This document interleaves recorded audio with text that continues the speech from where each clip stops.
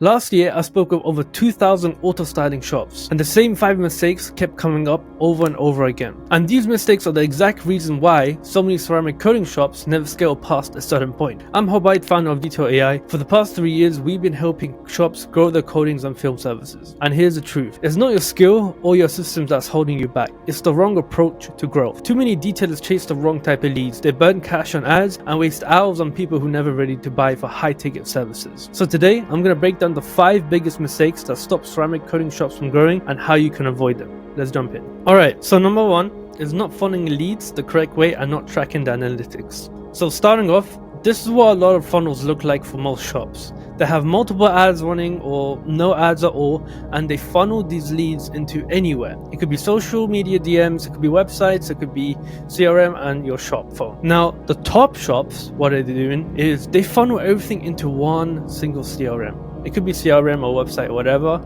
Anything that's working right now for you, stick to it. Now the CRM can have multiple things like form, calendar and survey, and it can also have phone numbers. Like Go High Level, you can purchase phone numbers from there according to whatever your area code is.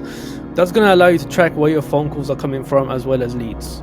And after they go through the CRM, they go directly to you in the shop. Now, to actually track all of this, you need to know what your numbers are per channel. Okay, from content to GMB to Google ads to Facebook ads. You need to know how much you're booking per channel and each numbers. So cost per appointment, cost per show, cancellation rate and reschedule rate. Now all of these numbers are going to let you know, okay, where am I in terms of my marketing? Which channels make me the most money? Now once you identify that, you know where to put more of your time, your effort and your cash. Like for example, if we're getting Facebook ads, let's say we made 5,000. Right, but cost per appointment is all the way up to $100. But if we look at Google ads, it's costing us only $30-40. That's way better. Analytic tracking is very, very important, and I see a lot of shops not tracking their numbers. If you're not tracking your numbers, you have no idea how to scale, and that's where a lot of shops make a mistake. They have no idea where the numbers are coming from, and that's where scaling comes. If you don't know which channel is bringing the most amount of money in terms of how much money spent and how much money comes out, you don't know which one to scale. And now obviously when you find a kind of channel where performing very, very well in terms of how much you're putting in and how much you're getting out, you want to focus all your time, effort and cash into that one single channel. Now if you want, you can comment down below track, and I'll send you our partner tracking sheet for free. That is basically like an all-in-one tracking sheet. You can track Google ads, you can track Facebook ads, how much you're spending a day, and that's going to give you all your numbers for you. So just comment that down. If you want it, I'll send it over to you. So number 2 is going to be weak offers and not testing them enough. Now this is very, very important. This is going to be like your golden duck, if that kind of makes sense. Now when we create an offer, we want to make sure it has guarantees and warranties. It needs to have sweet bonuses that actually does attract people, and use urgency or scarcity. Now the bonuses, it needs to be valuable, something that the customer values. Now let's say for example you're going to offer ceramic coating, right?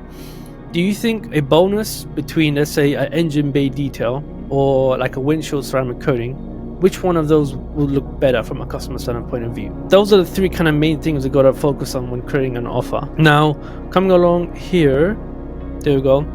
Now when it comes to percentages and doing discounts, you got to do it in a very smart way.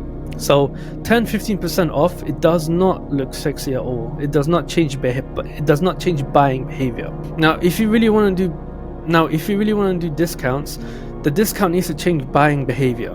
Like for example, compare these two, 10% off and 45% off. What do you actually think that the customer will go for? Now I'll go into them more specifically now. So if you just do 10%, all 10% is going to do more harm than good.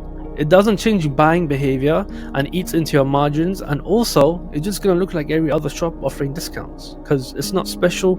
You look like everyone else, and it makes the buying process much more difficult because they have to pick through 10 of the same type of shops. Now the offer takes your business and moves it away from everyone else, so you look more valuable, you look more special comparing them to the other shops they spoke with.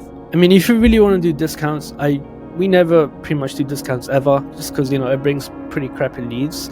But essentially, if you really want to do discounts, it has to change buying behavior. So like 45% for example. Yes, that is a lot, but this is a strategy that we sometimes use. So we do a really big discount off, we inflate the price a tiny bit So it comes down to, let's say for example we do 45% off on a $500 package. We want to pretty much increase the price, right? So increase the price, 800, 45% off. Okay, now to replenish your margins, you want to add fees. Okay, now you gotta check the kind of conditions or laws, marketing laws in your area or whatever, but you can add 1 to 2 fees. So the big key is going to be a big discount shouldn't be random. It has to be structured as a promotion that drives urgency and action while it protects your profits. So adding fees, it could be adding fees like mobile fee or after kit. A really good one would be like a maintenance wash. Like you can add a fee where they'll get like 2 free maintenance wash after the appointment, so that looks valuable as well, and you're even charging extra for it as a mandatory fee. So you could do that, bundling low cost high perceived values as well, so window coatings, windshield coatings as well, and limiting slots too. So limiting slots, you gotta play it smart with this one. So you do have to brainstorm that one, because you don't want to come off of too salesy. Now once you found your offer, you want to create a couple different variations of the offer. Okay, so when you're running ads, you run 3 separate ads, same creatives, same copy, and the only difference is going to be the offer. But if you're only starting out running ads, what I'll definitely recommend is just to have one offer in the beginning, find the best type of video or image ad that works best and is bringing you the most ROI or ROAS, which means return on ad spend. After you do that, then you play around with the offers. When you're playing around offers, it can make a huge difference in how much you're closing. And if you're running something like Facebook ads, I'll definitely recommend not doing discounts, just because it will bring in the kind of worst type of quality leads. So definitely stay away from that. Always remember, cheap prices, discounts, that's going to bring in crappy leads. We're on number 3 now. So this is probably going to be the most important one out of all of them. Okay, now this is going to reflect on how much you're going to close too. Okay, so slow follow-up or no follow-up at all. A lot of shops, they have no systems in place to follow up with leads that come through. Now I created this kind of small little table here. So you got interest level and you got time as well. Let me get the pen out. There we go. So you got interest level and time. Now between a lead comes in, they are at the highest interest, and we call it hot leads.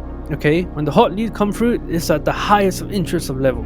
And the longer you wait to contact them, the lower the interest becomes. So every time we bring a client on, we always tell them, call them within 5-10 minutes as soon as you can. Sometimes calling them instantly, they might not pick up because they might think of spam or whatever, but essentially you want to call them as soon as possible, because they're going to be at the highest point of interest. So a lot of shops lose money because of this, because people are just slipping through the cracks because you don't have these systems in place to catch these leads. So these could be leads coming from Facebook ads or Google ads, and they'll go cold within minutes sometimes, especially Google.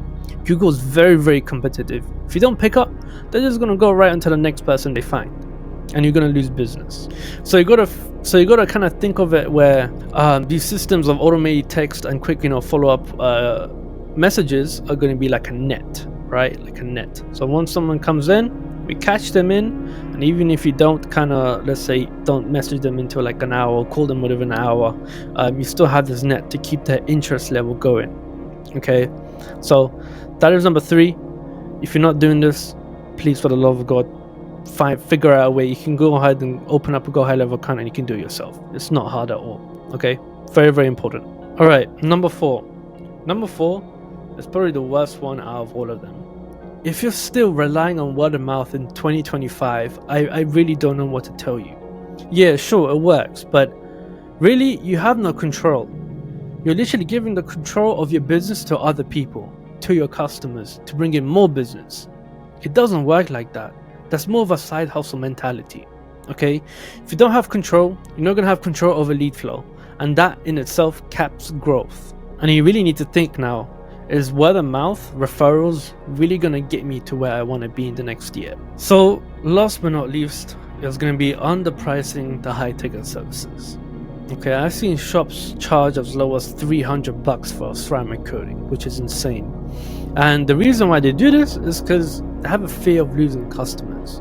If the price is too high, they feel like, oh, I'm going to lose the customer and they're going to go to somebody else. But realistically, that person doesn't even qualify to get the service from you. Now, if you're charging really low prices where the service is supposed to be up to $1,000 and you're only charging, let's say, $500, you're gonna have dead margins. And if you're running ads are gonna feel expensive, and then also it's gonna attract cheap customers. And let's be honest, we don't want to be known as the cheap guy that does ceramic coatings or films or anything along those lines. So if you're one of these people who is undercharging by a ton, please just increase your prices, because that's going to help your margins and give you the opportunity to spend more money on ads, or even start running ads if you're still not.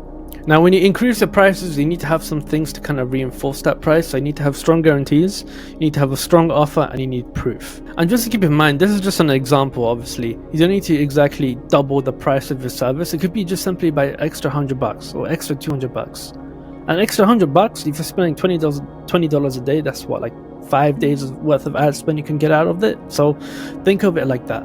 Okay, cool. So we just went through all the mistakes, right? But here's the thing. If you're actually serious about scaling, you've got to get out of the mindset that this is just a side hustle. Start treating your shop like a real business. Now, if you look at the biggest brands in the world, like Nike, Ford, Coca-Cola, they all advertise, they all market, they push to get more customers. So why shouldn't you? And I know some of you thinking, I don't have money to run ads, but right there is a symptom of the problem. You don't have money because you're not running ads in the first place. Stop treating this like a side hustle. Commit to it. Take the 5 mistakes I went over today, actually fix them, implement it too, and if you do that, and you just watch your business explode. And to make it easier, if you want a free analytics tracking sheet to get started to control numbers today, click the link down below, grab it, and just don't watch this video, actually take action. See you guys in the next one.